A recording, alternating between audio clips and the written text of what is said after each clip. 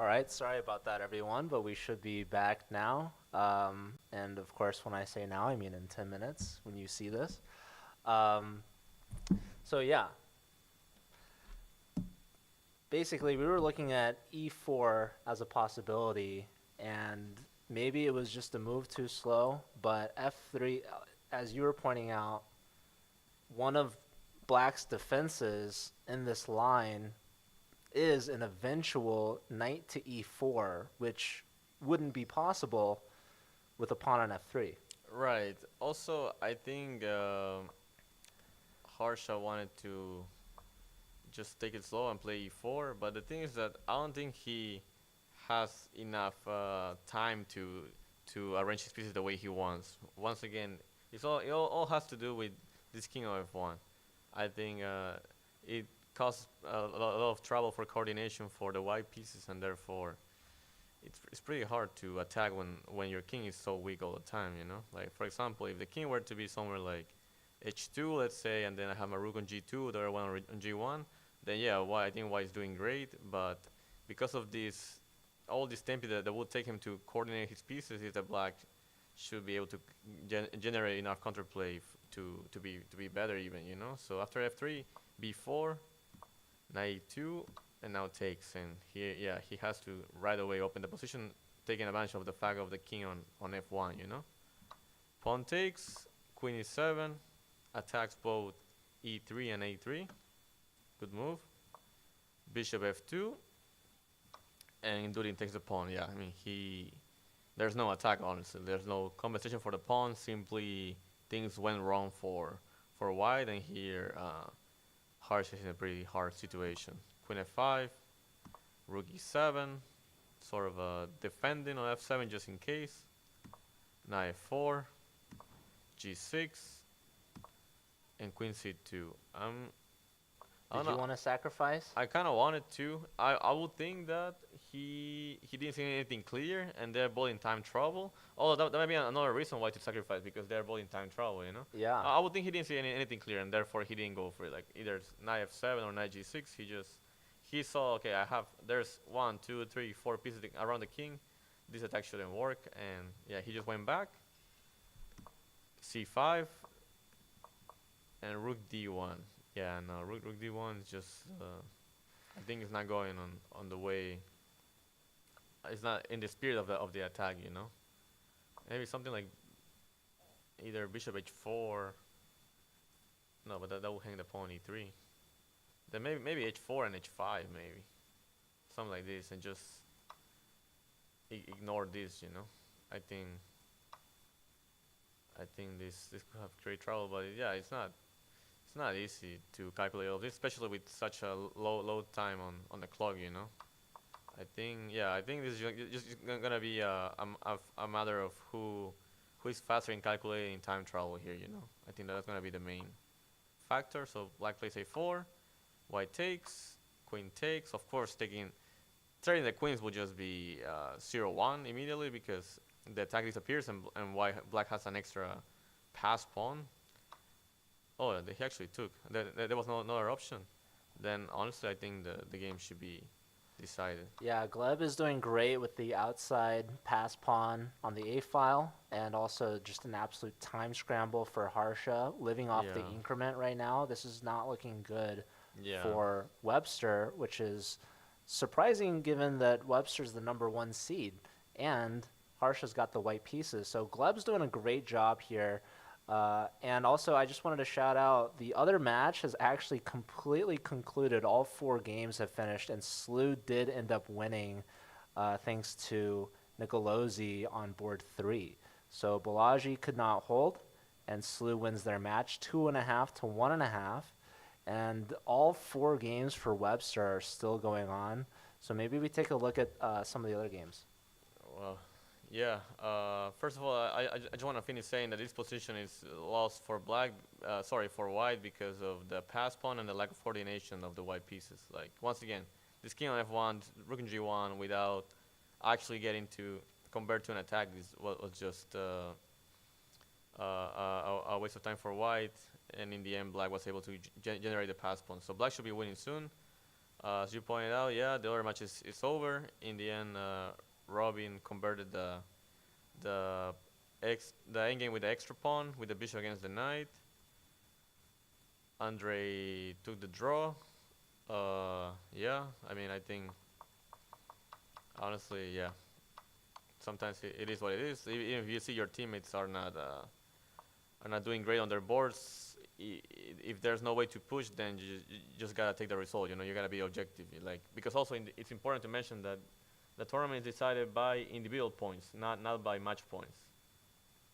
So every board counts basically. It's not the same to lose It's 4-0 to a 2.5 cumulative out of how many rounds. It's 3 rounds, 4 games. So each team can make up to 12 points basically. You know. got it. So it's not about the match result. No. It's about the point, the individual Individual points. points, yeah. Which is funny, because this is a team event, right? But in this format, it's always been like this. It's all about the individual boards, basically. That's a really good point to make. So it's about maximizing the points that you can get. Correct. And yeah, so they just went for a draw here. Then yeah, Nicolisi ended up converting with the extra piece. Let's see how he did. So he put that rook to good use, or the knight. Yeah, I mean black just got into a checkmate net, and yeah, knight 3 coming. Yeah, save the bishop, hit the rook, and like you said, knight f3. Yeah, and this And guy. the second rook, that's gonna be lights out. Yeah, and he knows there's no point in taking the rook. He just goes for a checkmate, and that's it basically. Yeah, bishop stops it, and Knight brilliancy. e4. Distract the bishop and get mated. Nice. Otherwise, now both rooks are hanging. Repeated. They Always come repeat, back. but don't threefold. So No. here he takes the rook, takes a pawn, and And resigns. Balaji had enough. Yeah, it's a rook up already. There's So no point. And Aditya did end up converting this position. After e6, this pawn just promotes. So yeah, the match ends 2.5 to 1.5. Once again, it's all about individual points. So even if you lose the match, the first match, I mean, as long as you recover in the next two, there's still chances, you know.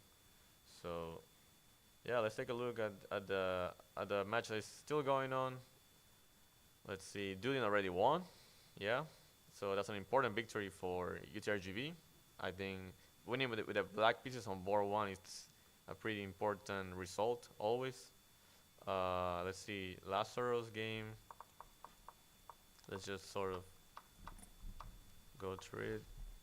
Yeah, so he went knight c4, and then he went knight e3. I'm curious if b5 was a move here.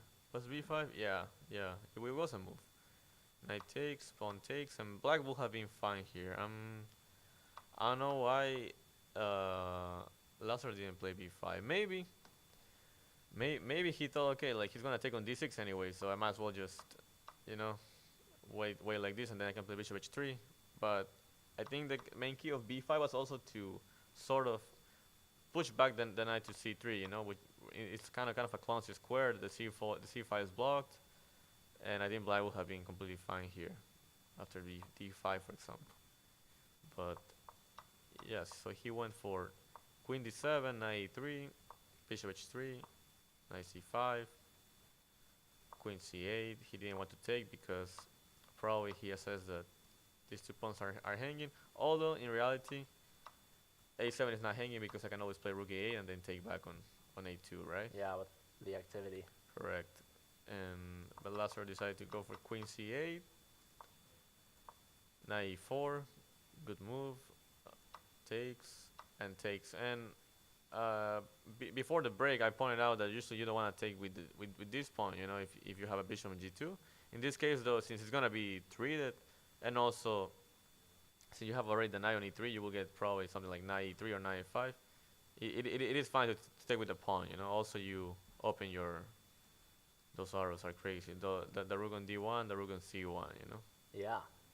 So the game continues. Takes b6. Let's just speed up because I want to get to the time scrabble. Trade of rooks. Trade rooks. Get the queen in. Get the maneuvering. Check. Block. Joga bonito, and queen f7. And we are here. And White's advantage had disappeared. They both have 1 minute on the clock. Do we have a camera of them, by the way? Well, we see the camera's back.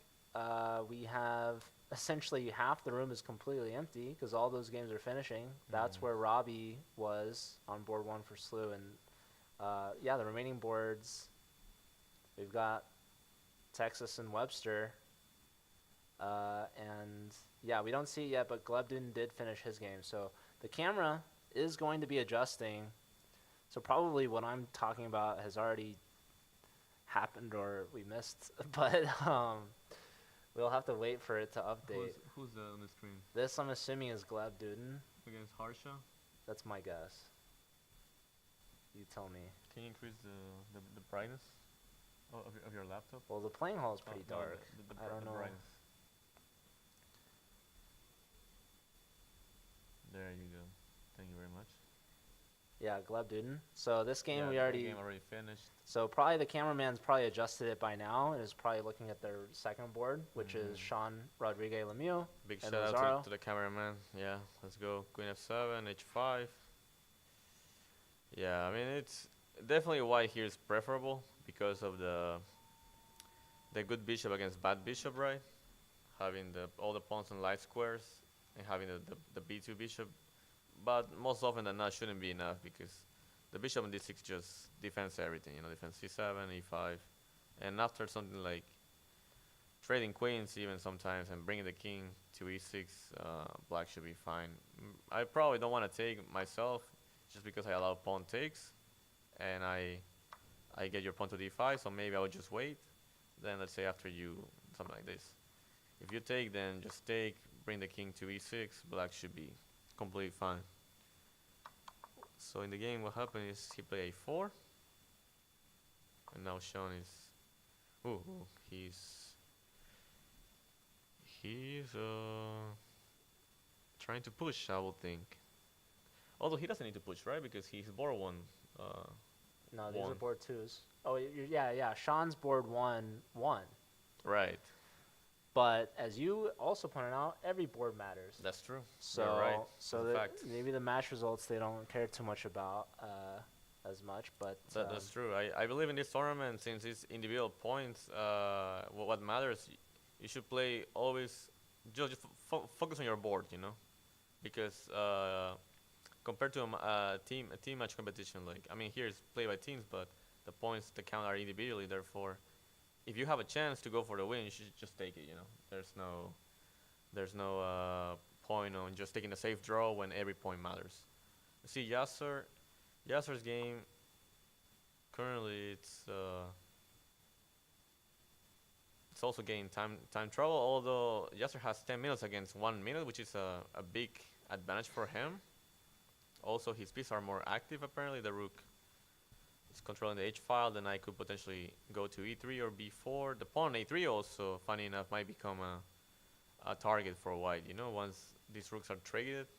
So yeah, it looks like white's in pretty good control here. So this might be the comeback for Webster. I think Yasser might be able to win this game, and that would be 1-1 if that were to happen. And then on board 2, we said that Lazaro and Sean, it's still a fight. I think it can go either way. And then finally on board 4, between Jacob Fuss and Emilio Cordova, seems like Emilio was able to do his Peruvian magic. Your countryman.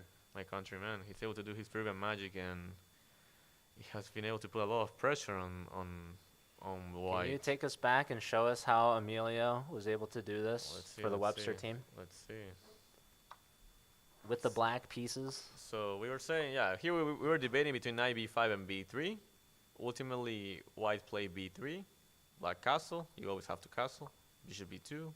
Queen e7. Just connecting the rooks and waiting to see what the white does. Knight b5. Attacking the bishop. Black takes, and brings his rook into the action, right? Jacob just brings his other knight to c3, maybe trying to take on d6 and then play knight b5 once again. And then Emilio plays bishop a6. Interesting move, and probably a good move in the sense of the bishop was already sort of dead on b7, you know. So it's probably convenient for him to trade it for a knight on b5, since otherwise the bishop will become obsolete at some point if he just stays on b7. And also, like, it temporarily stops the knight from taking because of the pin, right? I mean, he could take, but then he would need to waste the time. So he played queen c2 and knight c4. One of the advantages of having the pawn f5 is having this e4 square. Now he took with a pawn. And in this case, compared to what we were saying before, you know, how I was telling you, oh, hey, like, I honestly don't like having my pawns on C and D. In this case, concretely speaking, all black pieces are coordinated in the sense of the bishop is attacking this diagonal, the rook can come to C8. I have a knight on E4, pretty strong, and I think black, yeah, here black is doing great.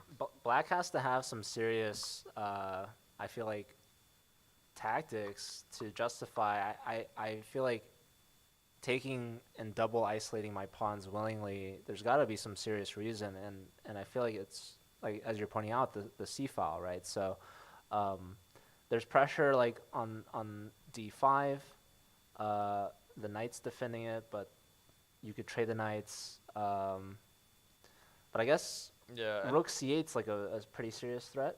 yeah, it is. Also, I would like to point out why I see here that the double pawns are not such an issue. Is because they are not like a clear target. For example, let's imagine for a second that the pawn were to be on c4, now on d5. I'll play something like a4. The bishop is kind of dead. And then I can bring my rooks to d1, double them up, and then put pressure on the d6 and d7 pawns, right? But then, since the pawn is on d5, first of all, d6 and d7 are not a target anymore. Then I also have the c file, and basically all my pieces are playing compared to white, who is lacking a little bit of a space. That's the main issue. And after taking, which is what happened in the game, now this bishop has a beautiful square on d3, and things start getting pretty bad for white here. He took, queen takes, and now, Wow. yeah, bishop d3 is always annoying. The bishop on g2 is also kind of dead after bishop gets on Why? d3. I'm surprised. Does white not take that pawn on e4 after? The rook on f1 is hanging. I don't care. He could though anyway. Yeah. Yeah, You're right. sack that exchange. Well, let's think. So takes. I take on f1, and do you take on h7 or no? You could take a check. Why not? King h8. Now rook takes back. Rook takes f1, and then rook takes e3. I think, right? Because the rook on f1 is hanging. Rook takes e3. So let me so like bishop takes, bishop takes, bishop takes. I see. Yeah. If rook takes, oh, king f7 is even stronger apparently. Wow, with the idea of Trapping. g6. Yeah, that makes sense. This should be winning. I was thinking this. And rook takes And rook e3, takes e3, yeah. but honestly, g6, king f7, g6 is stronger. Okay. But yeah, maybe from a practical point of view, this is what white should have done. The only issue though is that all black pawns are in dark squares, so it's not that easy for white to create more counterplay after, let's say, g6. You know, like there's not that much counterplay for black. I mean, so sorry for white after bishop g2. Let's say rook c8. I control the c file. The queen is a beast on f6. Yeah. You constantly have to worry about f2. The bishop is trapped by its own pawn on d5. Yeah, it's just hard to create counterplay. That's why he played rook fd1. But after bishop d3, white's position is just kind of sad here. Yeah. He just needs to wait until black penetrates, basically. After queen d2, rook e5, Emilio has this good sense of bringing his pieces into the attack. Rook e5. He doesn't worry about. He knows if rook c8, rook ac1, and I mean, yeah, that's it basically. You know, like Yeah. like white stop the threat, and that's it. Therefore, he understands that he needs to focus on the king side. You know, where especially now that his bishop is cutting the rook from the f1 square, you know, and the king also from running eventually, he needs to continue with the attack. Rook e5, good move. Queen b2. Queen f7 to move the rook without allowing the trade of queens, so we can continue with the attack, right? Rook d2, and now he took the pawn on d5. That's one pawn. Now those pawns aren't isolated. Yeah, no. b4, rook f5, bishop f1, takes, d5, and black is just a pawn up. For real, no compensation, right? Yeah. Takes, queen b6. Now h5, great move. Whenever you notice that any of your opponent's pawns in front of his king have moved, they always create a weakness, right? In this case, whenever there's a pawn on g3, pretty thematical to play h5 to create either to take on g3 eventually and open the h file, or play h4 followed by h3 and then create mate threats on g2, right? So h5 good move, and then also if h4 to point out, then we continue. If you say A, I say B. Basically g5 here, and then continue with the tag after rook takes in h4. That's why he went queen d6, and then king h7, preparing, no rush. I think it's important also to always keep control before continuing with the plan. a4, and rook c8 now. Trying to, even getting rook c6, followed by rook g6. This is pretty nice, honestly. Or rook h6 even, sometimes. Rook d1, rook c6, queen b8, and rook f6. Good maneuvering. Now he needs to go back, and now rook f3. And now he's gonna switch the rooks. He's gonna play this one on f3, this one on f5, probably h4, and He's threatening he's that threatening e-pawn also right e3 now, as right you now. pointed out earlier. Yeah, So Emilio is cooking. he is cooking as the young people will say. Yeah, I guess. Yeah, he's snorkeling. No, is he snorkeling? No, right? No. His king is on h7, so maybe. Yeah, rook f5, Yeah, queen defending the d1. pawn. I mean, yeah, that's the thing. Like, this is what I was telling you, about the red button that we were talking about, when to go all in or not. Here, why you cannot go all in anymore? Like, it's just waiting and suffering until black finally converts, and yeah, that's what happens here. h4, and white just needs to wait Oh, until. oh, it's so painful. Oh yeah, there you go. Yeah, queen d1, d4, good move. Wow. If Of course, if rook takes f2, and this will soon be checkmate. And if pawn takes, then e3, right? Yeah, it's beautiful. So d4, excellent move. g4. Now rook c5, threatening rook c1. There goes the queen. Queen b3, and pawn takes And resigns. just resigns, because you're either gonna lose material or get checkmated. So yeah. Wow. I guess players from Peru are pretty good. That's what they say. There are exceptions, though. But yeah. Let's see. Yeah. So that means the match is currently 1-1, right? Because Emilio from Webster won and Doing from UT RGB won.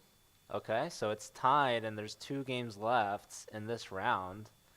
I'm trying to see if we can get any interviews before the round is over, and then we're gonna have another break before the next round. So next round should start in 2 hours. So hopefully we'll see you all back again then. But before then, we have to see the ultimate conclusion here between Webster and Texas Rio Grande. We've got 2 boards left.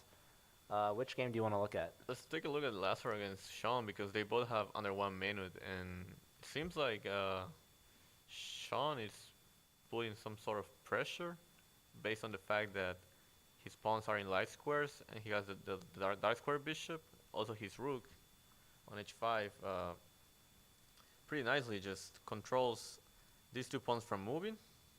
Since the g4 pawn stops them from moving with the rook completed, and also defends d5, so this rook is blocked also. So I think let's count the pawns. 3 against 6, 6, 6. Yeah. So yeah, it seems like white is a favorite here, but we will see if he's able to get anything else in his position, because let's see. Every time I try to move the king to d2, there's c6. If I go to b3, try to take a3, that could be a plan. I don't see how black defends against that. Honestly, maybe he will need to play rook a8, but then that frees my rook also, Yeah, I think that's what has been played. He played bishop e7, king b3, rook a8, Rook defends, rook and then f5. rook moves. Yeah, this is So quite annoying for. black's gonna be in Zugzwang at some point. Might be either that or He's running out of or moves. he will But have what's the threat right now, right? The e rook pawn. rook f4 is a Exactly. threat, and And how do you stop that? yeah, no, You can't. I don't Because think I if you can. try to stop it with the bishop to d6, you're losing your f pawn. Correct. And then if you try to get back, okay, I guess after rook f8, maybe the move will be something like rook d8. But then the issue is that once I take on, let's say rook f8, rook f4, sorry, rook d8, and then once I take on e4, I get a tempi attacking the bishop, right? That's another thing. And then if I were to move the bishop to not have that issue, then f6 is hanging, right? Yeah. And if I go So bishop d8, then rook f8, and there's no rook d8. So yeah, so Sean's winning a pawn at least. yeah, Sean has the momentum. Okay, he so has the momentum. You're right. we've Yeah. got an update. So rook king f7, rook d8. So now when rook takes on e4, there's no tempo.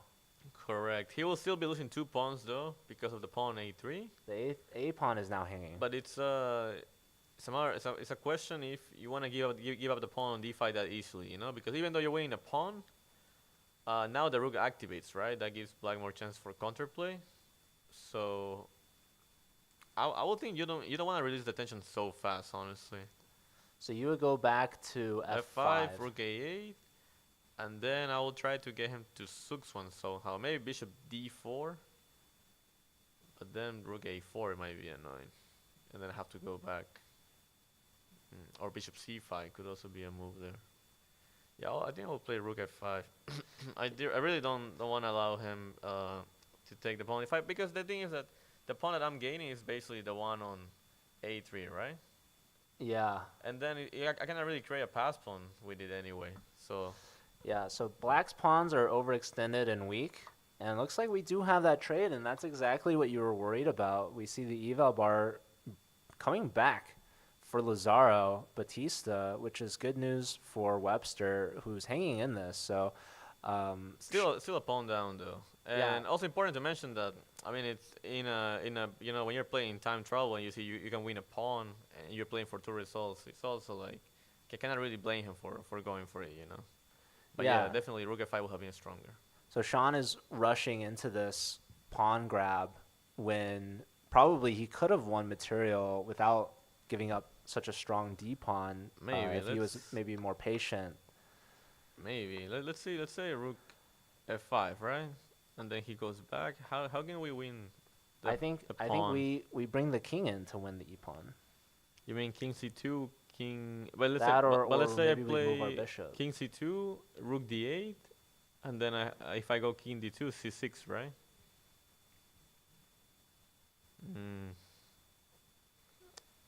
I don't know. Maybe there's some sort of sux one at some point. I think there's got to be a better way. What if e3 here? Yeah, e3 going after the b pawn. Because now my idea will be like if king g6, then I go rook f4, and then after I take, I win a tempi over the bishop. And what do you play here? Well, sorry, I was thinking of pushing our d pawn maybe at some point when the b pawn. And give up the. But I don't know. To take on b5. That could be. That's another idea. No, I figured like the a pawn and the e pawn are so weak. Maybe we could just move our bishop somewhere and maybe like bishop back to d2 to c1. Actually, what you're saying that d6 pawn, it's actually what the engine recommends. Apparently, Really? The idea being, I would think, okay, I guess I need to take with the pawn because otherwise f6 will fall. Yes. And then rook takes, and then compared to taking the pawn a3 on the other variation, I actually have a pass pawn here, you know. Yeah. I wouldn't even mind something like rook a5 here, you know, and just trading and getting that pass pawn. I was thinking, besides this idea, what if we just played bishop to d2? Bishop to d2. Instead of pushing the d pawn. Bishop d2. Yeah, attacking the idea. H6, and then if let's say I go king g6 now. The idea bishop to c1. And you want to get the pawn that way? Yeah, we get the pawn. Interesting. For free. Honestly, yeah, I don't see anything particularly wrong with. Maybe the only thing that will bother me is something like if I take here, maybe rook a4, yeah, and I'm in a Oh, now our constant. bishop's stuck. But I'm now, stuck basically. oh yeah, And the your rook is rook can't stopped come also. back. Yeah, And funny enough, that's annoying. this is like a Mitchell Suxman sort of. Okay, well, uh, yeah, I didn't know d6 was the best idea. That was just an idea. But I guess Intuition. you get the b pawn The beast. passed. Mhm. Yeah, that's a nice little tactic that was missed by Sean. So he ends up trading e pawn for d pawn, and the evaluation swings back to about even. Yeah, I mean he's a pawn, but yeah, I mean here the thing is that once again, when you have extra material, it only matters if you can take advantage of it. You know, otherwise it's kind of useless. So how's Yasser versus Jose looking? So this one looks like still a game because he's an extra pawn, but yeah, it seems like Lazaro is defending, and then Yasser seems like his advantage disappear. Even Black is on the lead here. So he went for some tactics here. Free pawn. Take on f5. If bishop takes, rook f1, Check.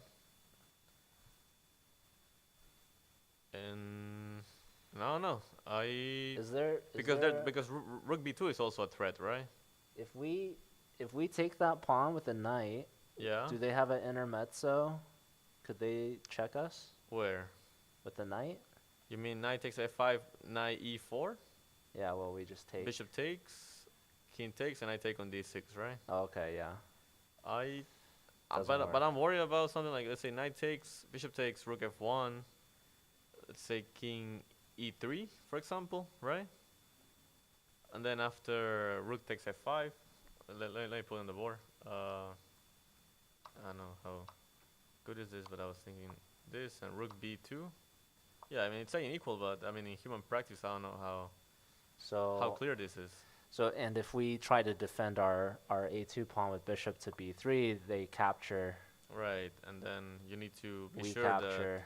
that you're not And now they have a passed a pawn. right. But they can't push right now. But they're gonna move their rook later. I guess because I have rook a5, I'm on time. But yeah, it's something definitely to consider. He takes rook check, and I think we're gonna see that position on the board right now after king e3, rook b2, and yeah, I mean technically it should be a draw, but I think black still can cause some problems somehow, especially in time travel. I don't think it's that easy to defend under pressure, you know. Especially seeing like right next to you, like board one loses, you know, board four wins, you know. So like it's you need to be able to control your emotions basically in these matches. Rook f1. Let's see how Lazar is doing.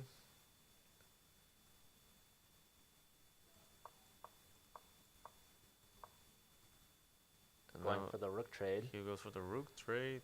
Yeah, both players under a minute. Yeah, goes for the rook trade. Yeah, and then I mean, I guess technically White is not that much trouble because he can always play a4 and start trading pawns. But yeah, then you start seeing like this h4 pawn might start running, and you start getting kind of worried, you know, about it. But this is very even, right? This should just be held to a draw.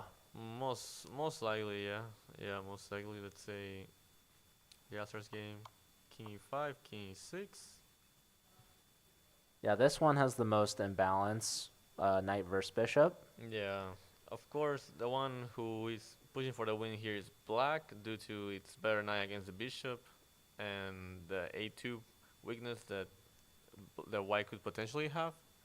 But it should be around balance, yeah, if played properly. Yeah, that a3 pawn that we pointed out before. We're getting into that end game. Also, another game earlier, the bishop was the better piece, I believe, for Robbie, and here the knight, because all the pawns are on one side of the board, right? In Robbie's game, he had pawns on both sides of the board. The bishop was able to influence both sides offensively, defensively. Here, because all the materials on one side of the board, the knight has more value. Mhm. Mhm. Oh, it's a draw Okay, so already. they agreed to a draw. Interesting. So that leaves us with one final game remaining in this first round. As a reminder, there are 3 total rounds. This is a round robin between 4 teams for the President's Cup Championship. And we already saw St. Louis beat UT Dallas 2.5 to 1.5. And this is the final game of the Webster versus UT Rio Grande matchup. It's tied 1.5 to 1.5. And Sean Rodriguez Lemieux is from Canada. he's from Canada. He's from University of Texas, Rio Grande, Valley.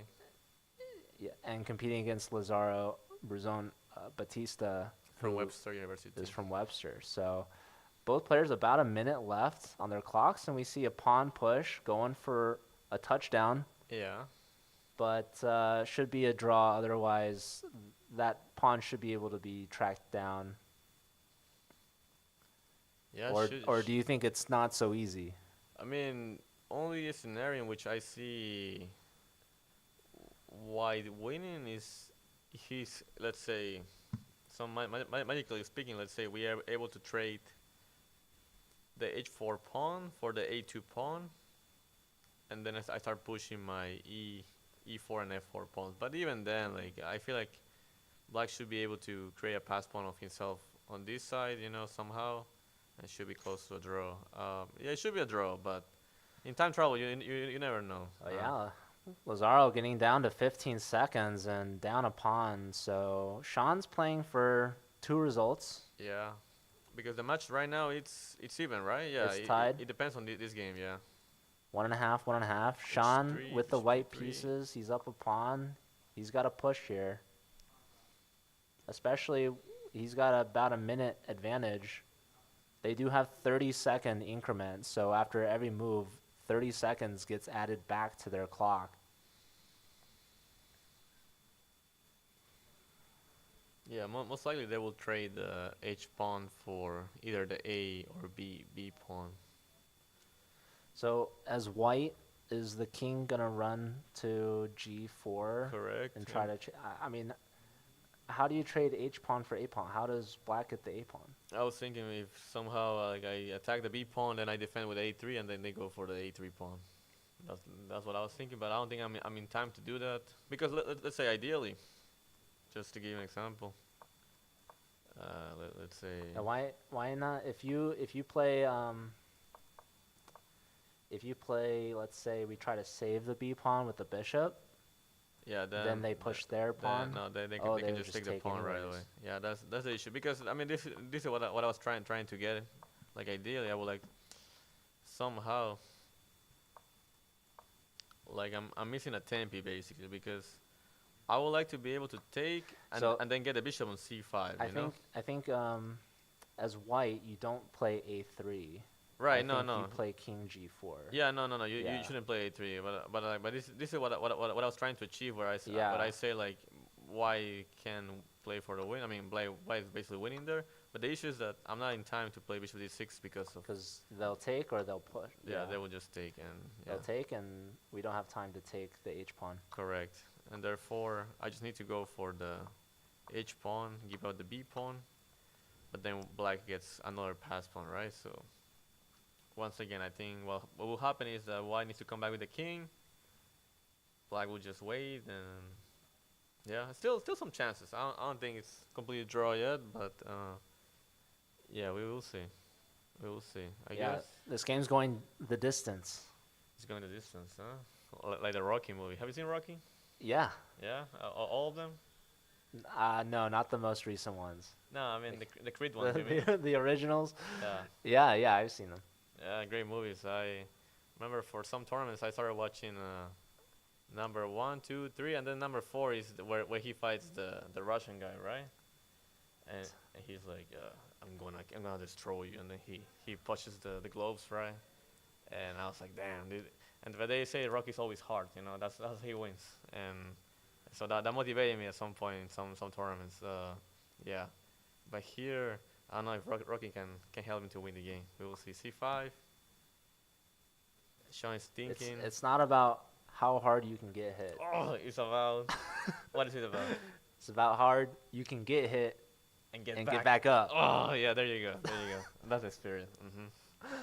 So, yeah, Lazaro, Bruzon, Batista down a pawn, but he's punching right back. He's got a passer of his own. Yeah. Yeah. I mean, C5. most likely Sean will need to bring the king back to c2. I think to stop the pawn, the c4, the c5 pawn. But I don't know if there's any way to make progress after that. You know, without the king being able to support the e and f pawns, I don't know if there's any real chance to play for a win here. We will see. But We will see. Sean will try. Oh yeah, he will definitely try. He needs to try. Yeah, Yes, 100%. he has to with the extra pawn with the white pieces. But now Sean's under a minute. So, yeah, they're basically blitzing out the moves. They do get the 30-second increment, but luckily, we'll see the conclusion of this game shortly as they keep playing. How much longer do you think this game will actually last? Maybe another 15 minutes. I Okay. think. Yeah, and then we have another round at 4. Yeah, another round in about 2 hours. Mhm. So, and I believe we already know the pairings for that matchup as well. It should be uh, basically the Texas teams are swapping places, or you could argue this St. Louis teams are swapping. We have St. Louis versus Texas this first day, and tomorrow I think it's going to be the interstate rivalries. You'll have SLU versus Webster and Texas versus Texas. Mhm. So round 2, we'll see Webster taking on UT Dallas and SLU taking on UT Rio Grande. And right now, SLU is in the lead. So they've gotten 2.5 points out of possible 4. And right now, Webster and Rio Grande Valley looks like they're going to be tied 2-2 unless Sean has something to say about it, trying to give his Texas team a lead over Webster. Apparently, they already agreed to the draw. Ah. He didn't even try. We expected 15 more minutes from Sean. I thought so, but maybe Sean wasn't impressed with our Rocky maybe, impersonations. yeah, no, he was like, I want to go home. He didn't have the eye of the tiger. Throw the towel, you know, throw the towel, Mickey, you know. So But yeah. the players shake hands. Maybe we saw it on camera. I don't know. Maybe there was no way. Like maybe it meant to happen that he will have to sacrifice the bishop for the c pawn, and then he will take the b pawn, and that was the draw. So they played it out the rest of the way in their heads. Mentally, you know, yeah. Yeah, and so they saw the future and they decided why waste any more time. It was the last game of the day or of the round, and the players are off taking a break before their next round, which starts, as we said, in about an hour and 45 minutes. So at 4 o'clock Central local time, 5 o'clock Eastern. So thanks everyone for being here.